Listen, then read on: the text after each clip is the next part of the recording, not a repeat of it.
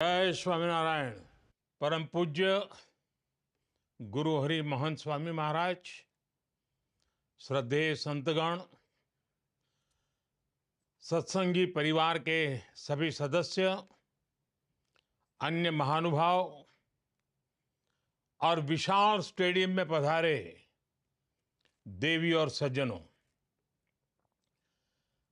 कार्यकर सुवर्ण महोत्सव के इस अवसर पर मैं भगवान स्वामीनारायण के चरणों में प्रणाम करता हूं। आज प्रमुख स्वामी महाराज की 103वीं जन्म जयंती का महोत्सव भी है। मैं गुरु हरि प्रगट ब्रह्म स्वरूप प्रमुख स्वामी महाराज को भी नमन करता हूं। भगवान स्वामीनारायण की शिक्षाएं,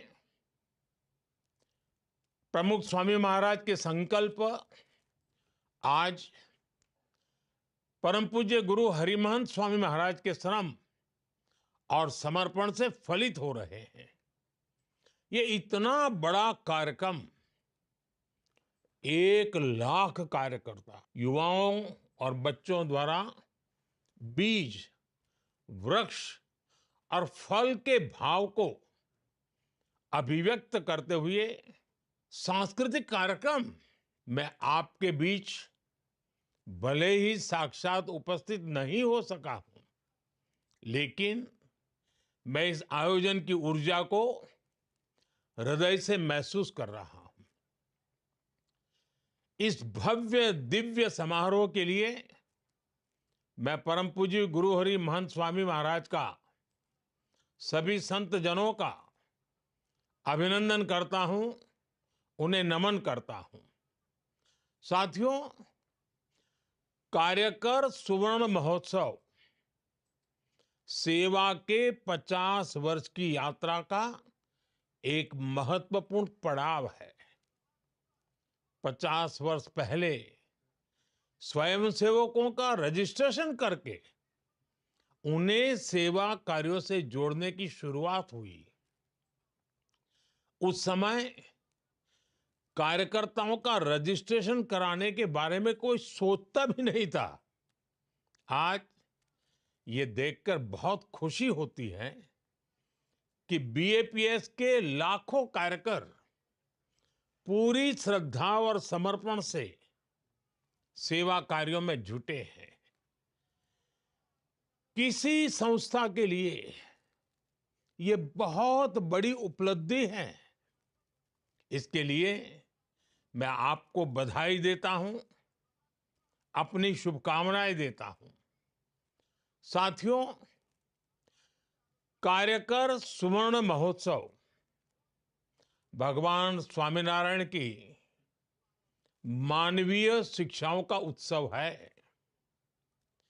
ये सेवा के उन दशकों की गौरव गाथा है जिसने लाखों करोड़ों लोगों का जीवन बदला। ये मेरा सौभाग्य है कि मैंने बाप के सेवा अभियानों को इतने करीब से देखा है। मुझे उनसे जुड़ने का अवसर मिला है। भूज में भूकंप से हुई तबाही के बाद के हालात हो, नरनारायण नगर गांव का पुनर्निर्माण हो, चाहे केरला की बाढ़ हो या उत्तराखंड में भूस्खलन की पीड़ा हो, या फिर हाल ही में कोरोना जैसी वैश्विक महामारी की आपदा, हमारे कार्यकर साथी हर जगह परिवार भाव से खड़े होते हैं, करुणा भाव से सबकी सेवा करते हैं। हर किसी ने देखा है कोविड काल में किस तरह बीएपीएस मंदिर सेवा केंद्रों में बदल गए थे। मैं एक और प्रसंग भी आज याद करना चाहूंगा। लोगों को इसके बारे में बहुत कम पता है। जब यूक्रेन का युद्ध बढ़ने लग गया तो भारत सरकार ने तुरंत ये तय किया कि वहां फंसे भारतीयों को तत्काल सुरक्षित निकालना है। इसके बाद बहुत बड़ी संख्या में भारतीय पोलैंड पहुंचने लग गए थे।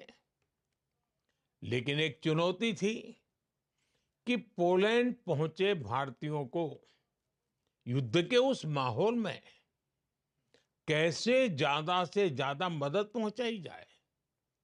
उस समय मैंने बीएपीएस के एक संत के साथ बात की और ये बात मुझे लगता है शायद आधी रात बीत चुकी थी। 12 या 1 बजा था रात को, तब मैंने बात की थी।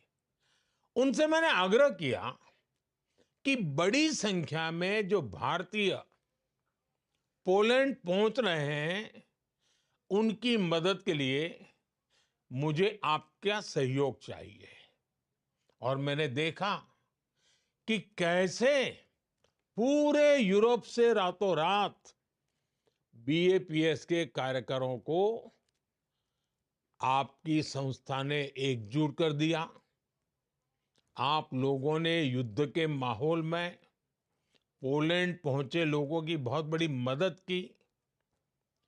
बीएपीएस की ये ताकत वैश्विक स्तर पर मानवता के हित में आपका ये योगदान बहुत ही प्रशंसनीय है। और इसलिए आज कार्यकर स्वर्ण महोत्सव में मैं आप सभी का आभार व्यक्त करता हूं। आज बीएपीएस के कार्यकर दुनिया भर में सेवा के माध्यम से करोड़ों लोगों के जीवन में परिवर्तन ला रहे हैं। अपनी सेवा से करोड़ों आत्माओं को स्पर्श कर रहे हैं और समाज के अंतिम छोर पर खड़े व्यक्ति को सशक्त कर रहे हैं। और इसलिए आप प्रेरणा है, पूज्य है, वंदनीय है। साथियों, बीएपीएस के कार्य पूरे विश्व में भारत के सामर्थ्य, भारत के प्रभाव को ताकत देते हैं। विश्व के 28 देशों में भगवान स्वामीनारायण के 1800 मंदिर, दुनिया भर में 21,000 से ज्यादा आध्यात्मिक केंद्र, सेवा के अलग अलग प्रकल्पों का काम दुनिया जब ये देखती है तो वो इसमें भारत की आध्यात्मिक विरासत, आध्यात्मिक पहचान के दर्शन करती है। ये मंदिर भारत के सांस्कृतिक प्रतिबिंब है। विश्व की सबसे प्राचीन जीवंत संस्कृति के केंद्र है। कोई भी व्यक्ति जब इनसे जुड़ता है तो वो भारत के प्रति आकर्षित हुए बिना नहीं रहता। अभी कुछ ही महीने पहले अबू धाबी में भगवान स्वामीनारायण मंदिर की प्रतिष्ठा हुई है। सौभाग्य से मैं भी उस कार्यक्रम में शामिल हुआ। उस कार्यक्रम की, उस मंदिर की पूरी दुनिया में कितनी चर्चा हो रही है। दुनिया ने भारत की आध्यात्मिक विरासत के दर्शन किए। दुनिया ने भारत की सांस्कृतिक विविधता को देखा। ऐसे प्रयासों से दुनिया को भारत के सांस्कृतिक गौरव और मानवीय उदारता के बारे में पता चलता है। और इसके लिए मैं सभी कार्यकर साथियों को बधाई देता हूं। साथियों, आप सभी के बड़े बड़े संकल्पों का इतनी सहजता से सिद्ध हो जाना, ये भगवान स्वामीनारायण, सहजानंद स्वामी की तपस्या का ही परिणाम है। उन्होंने हर जीव की, हर पीड़ित की चिंता की। उनके जीवन का हर पल मानव कल्याण में समर्पित रहा। उन्होंने जिन मूल्यों की स्थापना की है, आज बीएपीएस उसी प्रकाश को विश्व में फैला रहा है। बीएपीएस के इन कार्यों को एक गीत की कुछ पंक्तियों के माध्यम से समझाया जा सकता है। आपने भी सुना होगा, घर घर गाया जा सकता है, नदियां न पिए कभी अपना जल, नदियां न पिए कभी अपना जल, वृक्ष न खाए कभी अपना फल। नदियां न पिए कभी अपना जल, वृक्ष न खाए कभी अपना फल। अपने तन का, मन का, धन का दूजों को दे जो दान है, वो सच्चा इंसान। अरे इस धरती का भगवान है। साथियों, ये भी मेरा सौभाग्य रहा कि मुझे बचपन से ही बीएपीएस और भगवान स्वामीनारायण से जुड़ने का अवसर मिला। इस महान प्रवृत्ति से जुड़ने का अवसर मिला। मुझे प्रमुख स्वामी महाराज का जो प्रेम और स्नेह मिला, वो मेरे जीवन की पूंजी है। उनके साथ कितने ही व्यक्तिगत प्रसंग है जो मेरे जीवन का अभिन्न हिस्सा बन गए हैं। जब मैं सार्वजनिक जीवन में नहीं था, जब मैं मुख्यमंत्री नहीं था, और जब मुख्यमंत्री बना, जब प्रधानमंत्री बना, हर पल उनका मार्गदर्शन रहा। जब साबरमती में नर्मदा का पानी आया, तो उस ऐतिहासिक अवसर को आशीर्वाद देने परम पूज्य प्रमुख स्वामी जी स्वयं आए थे। बरसों पहले एक बार स्वामी जी के मार्गदर्शन में स्वामीनारायण महामंत्र महोत्सव हुआ था, या उसके अगले साल स्वामीनारायण मंत्र लेखन महोत्सव हुआ। मैं वो पल कभी भूलता नहीं हूं। मंत्र लेखन का वो विचार अपने आप में अद्भुत था। मुझ पर उनका जो आध्यात्मिक स्नेह था, जो पुत्रवत भाव था, वो शब्दों में कहना मुश्किल है। जन कल्याण के कार्यों में प्रमुख स्वामी महाराज का आशीर्वाद हमेशा मुझे मिलता रहा। आज इस इतने विशाल आयोजन में मैं प्रमुख स्वामी महाराज की उन स्मृतियों को, उनकी आध्यात्मिक उपस्थिति को एक कार्यकर के रूप में महसूस कर रहा हूं। साथियों, हमारी संस्कृति में सेवा को सबसे बड़ा धर्म माना गया है। सेवा परमो धर्मः। ये सिर्फ शब्द नहीं, ये हमारे जीवन मूल्य है। सेवा को श्रद्धा, आस्था और उपासना से भी ऊंचा स्थान दिया गया है।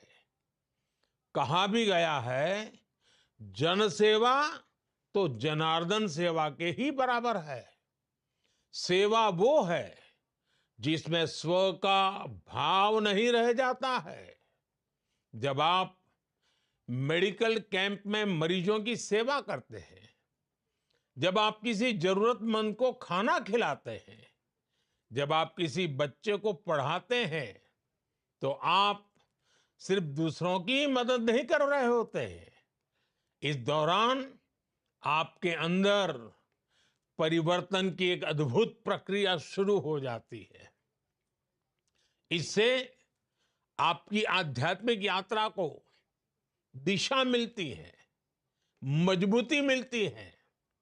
और ये सेवा जब हजारों लाखों कार्यकर्ताओं के साथ मिलकर एक ऑर्गेनाइज रूप में संगठित रूप में की जाती है, एक संस्था के रूप में की जाती है, एक आंदोलन स्वरूप के रूप किया जाता है, तो अद्भुत परिणाम मिलते हैं। इस तरह की संस्थागत सेवा में समाज की, देश की बड़ी बड़ी समस्याओं के समाधान का सामर्थ्य होता है। इससे अनेक बुराइयों को खत्म किया जा सकता है।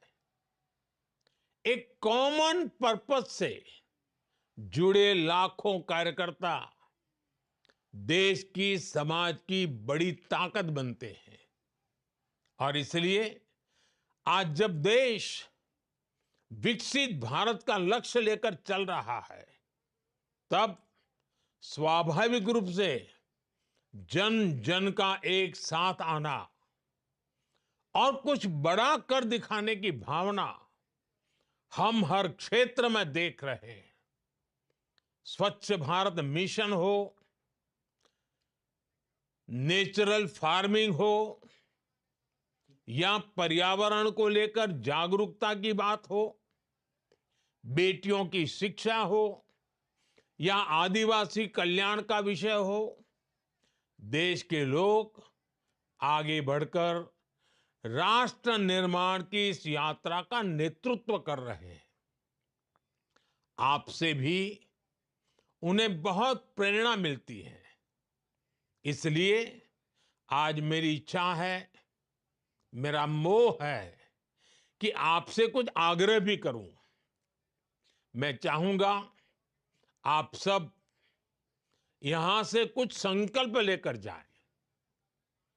आप हर वर्ष एक नया संकल्प लेकर उस साल को विशेष बनाकर उस संकल्प के लिए समर्पित कर दे।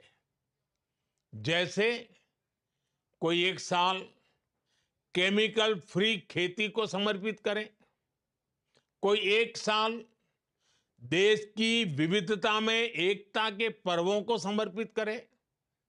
हमें युवा सामर्थ्य की सुरक्षा के लिए नशे के खिलाफ लड़ाई का भी संकल्प लेना होगा। आजकल बहुत सी जगहों पर लोग नदियों को पुनर्जीवित कर रहे हैं, तो इस तरह के काम को आप भी आगे बढ़ा सकते हैं। हमें धरती का भविष्य बचाने के लिए सस्टेनेबल लाइफस्टाइल का संकल्प लेना होगा। भारत ने पूरी दुनिया को मिशन लाइफ का जो विजन दिया है, उसकी प्रामाणिकता, उसका प्रभाव हमें ही सिद्ध करके दिखाना है। आजकल एक पेड़ मां के नाम अभियान की चर्चा पूरे विश्व में है। इस दिशा में भी आपके प्रयास बहुत अहम है। भारत के विकास को गति देने वाले अभियान जैसे fit India, vocal for local, millets को बढ़ावा देना, ऐसी कई बातें आप कर सकते हैं। युवा विचारों को नए अवसर देने के लिए कुछ ही सप्ताह बाद जनवरी में विकसित भारत यंग लीडर्स डायलॉग, उसका भी आयोजन होगा। इसमें हमारे युवा विकसित भारत के संकल्प को पूरा करने के लिए अपने आइडियाज देंगे, अपने योगदान की रूपरेखा तैयार करेंगे। आप सभी युवा कार्यकर इससे भी जुड़ सकते हैं। साथियों, श्रद्धेय प्रमुख स्वामी महाराज का विशेष जोर भारत की परिवार संस्कृति पर रहता था। उन्होंने घर सभा के माध्यम से समाज में संयुक्त परिवार की अवधारणा को मजबूत किया। हमें इन अभियानों को आगे बढ़ाना है।